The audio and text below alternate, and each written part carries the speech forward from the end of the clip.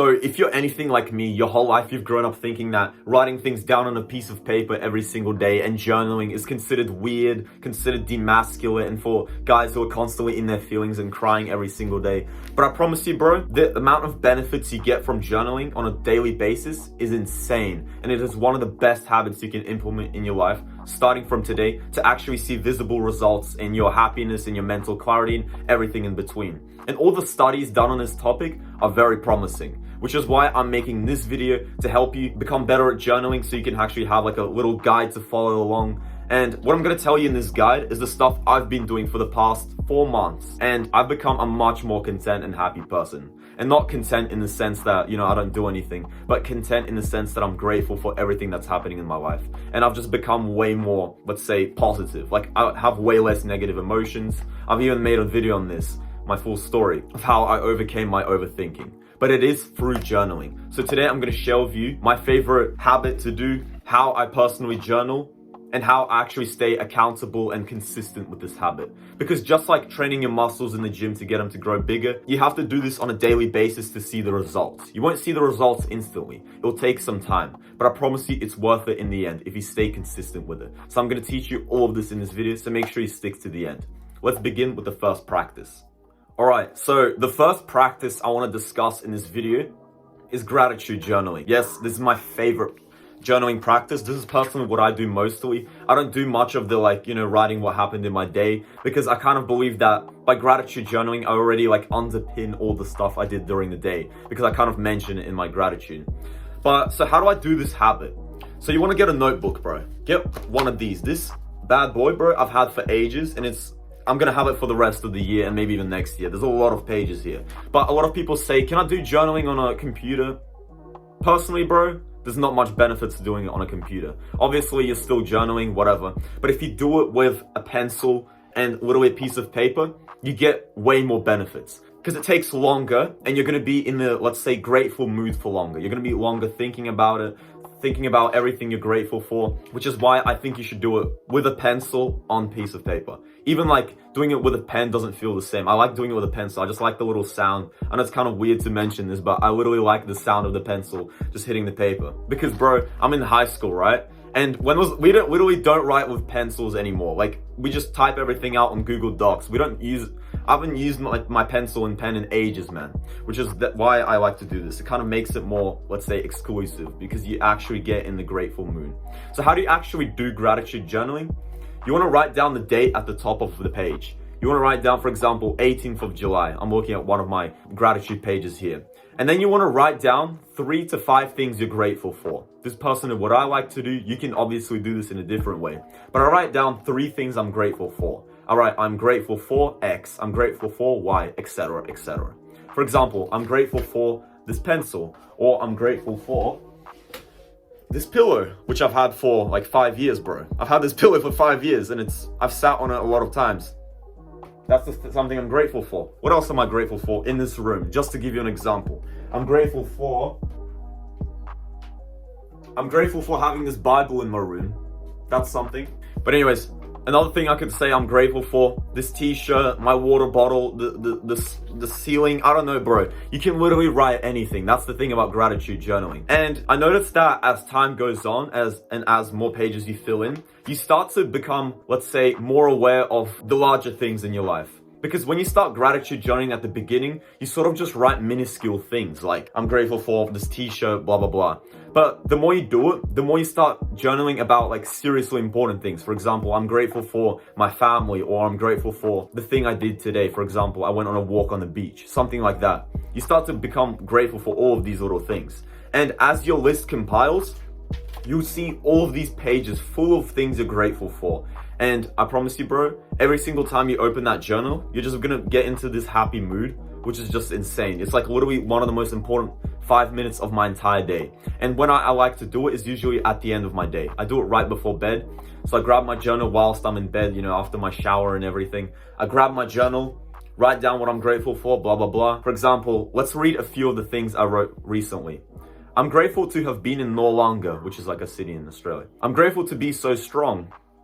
I work out a lot, so obviously I'm grateful for that. I'm grateful to have had a conversation with my dad today. I don't see my dad that often because he's constantly at work. So therefore, I was grateful for having that convo with him.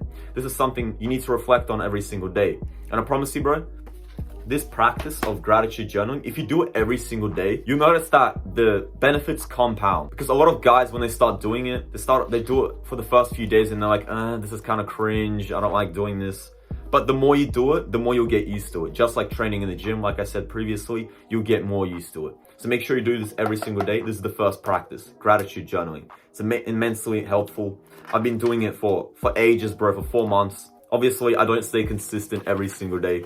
But bro, start doing it today. Get one of these little notepads where you want to journal and start writing down the date and then 3 to 5 things you're grateful for. And they can be as detailed or as minuscule as you want. It's all up to you. Let's move on to the next part. All right, this is part 2 of the video. And here I want to discuss how I stay consistent with my journaling and the second type of journaling I do, just basically writing things down. But it is to have a habit tracker. This is one of the best things you can implement in your life, just like gratitude journaling. And this helps me stay consistent with all of my good habits like meditation or maybe viewing sunlight in the morning just so I can get my vitamin D in, or eating healthy, or getting my work done, every single thing. But imagine you have one solid system which you can use to stay accountable and get more things done. And this is exactly what a habit tracker is meant to do. So how do you make a habit tracker? First, you want to write down the date on this side. Sorry if you can't see this. I might like flash a clip on top, but we'll see. What you want to do is write the month. Like for example, August 1, 2, 3, 4, 5, 6, 7. You want to write all the days down. And then you want to write down a bunch of habits which you want to stay consistent in. And these may differ for you. For example, for me, affirmations and visualization. So I want to visualize myself in the future every single day so I know where I'm heading, my goals, etc. Then I have 20%, which is my main task for the day. For example, getting my work done from school or something. Then I have meditation, which is another great habit to have. Then I have sleep, going to sleep on time by 10 p.m. because my sleep is quite bad, bro. You probably as well. Please comment down below if your sleep is better than mine. But I go to bed usually at 9 or 10 p.m. And not usually, actually. I'll go like at 12 p.m. Anyways, then I have reading. This is something I kind of struggle with sometimes, but I have this in my habit tracker because I want to get better at it. And also I have gratitude journaling inside of my habit tracker so I can stay consistent with that. And then I have a category called learn, which means I want to learn something new every single day. These are just some of the habits I have inside of my journal tracker. But as you can see, bro, I have not been always consistent, and you won't probably either. The point is not to always have full ticks. That's not the point. The point is that you recognize the days when you do fail, and the next time you see this, you'll be motivated to actually do it. For example, if you see a bunch of crosses inside of meditate every single day, you'll start feeling bad about yourself and you'll be like, bro, I need to get back on this habit.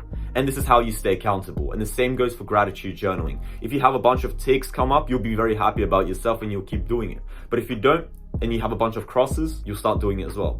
This is how I stay organized in my life. This habit tracker, bro, is very useful. And the best thing, it can be super messy, bro. Look how messy mine is. It's literally like, if someone else read this, they wouldn't understand what's going on. The point is that it's not pretty. It doesn't have to be pretty, bro. Don't focus on these small, dumb details about, oh, I want it to be colorful, but of course you can do that, but it doesn't matter. The most important thing is that you recognize when you're doing the habits and you want to stay consistent with them. So this is a second type of journaling I do. I wouldn't call this journaling, but it's more so just anything that's like writing stuff down, I consider it to be journaling. But this is the second thing I do every single day. At the end of my day, I do it right after gratitude journaling. So I journal, open this page, I write down all the things I did today and whether I actually did them. And then I do it every single day for the week to come. It's amazing, bro. I just promise you. There's so much benefits to it. I'm sure there's a bunch of scientific studies on this as well, but I'm not going to go into that.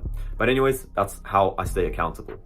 All right, so part 3 of the video. Here, I want to discuss another type of journaling I do, which is number 3.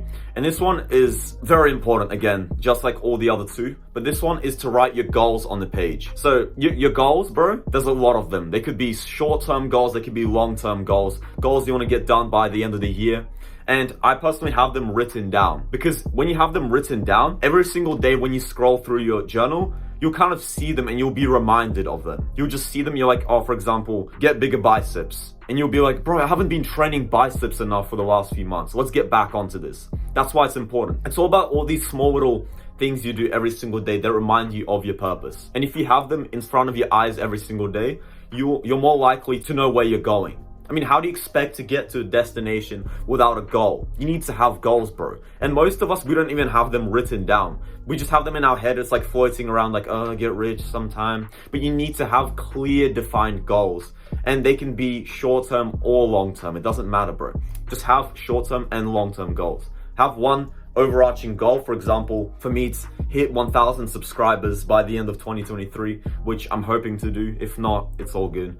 But I want to hit 1K by the end of the year. And below that, I have all of my little small steps on how I want to achieve that goal. For example, upload consistently every week, or improve my speaking, talk to my audience, etc., etc. These are my short-term goals, and I want to kind of do them to achieve the larger overarching goal. This is really important for you, bro. If you don't have your goals written down somewhere and like kind of like saved into the hard drive, I like to bring up this analogy, because when you write stuff down, you kind of save it into your hard drive because you have it written down, and you can kind of forget about it, but just have it written down. So you're holding on to less things inside of your brain. You don't have too many desires floating around, too many goals. Because if you have too many random goals that don't align with each other, you're not gonna hit them. But if you have them clearly defined on your journaling page, do that. So how do I write it? I actually write like this page, just my goals 2023, whatever. And then I have a few goals written down and a little checkbox next to them so I can kind of tick it. You know what I'm saying? I'll read a few of mine.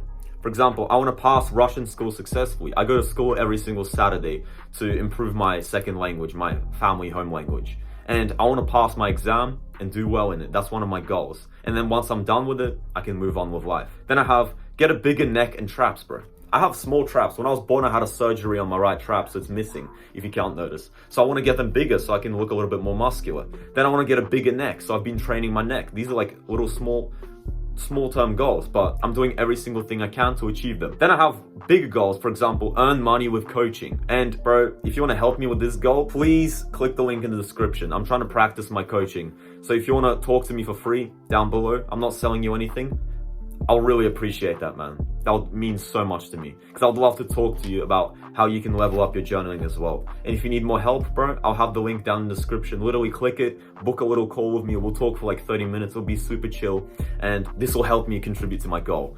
And I'm doing like a little plug here, but please do this, bro. And then I have some other goals. For example, make my first money online. I've always wanted to have this goal. I want to prove to myself that it's possible. So I want to make money online. This has always been one of my goals, and I want to do it by the end of this year. These are all the little things I write down for my goals. They can be different for you, bro. But just remember, it's very important to have goals. If you don't have goals, you're not going to head anywhere. You need to visualize yourself in the future. And visualizations, this is actually something I have in my habit tracker. Every single night, I visualize myself in the future and who I want to be, where I'm heading, what my purpose is, all of that.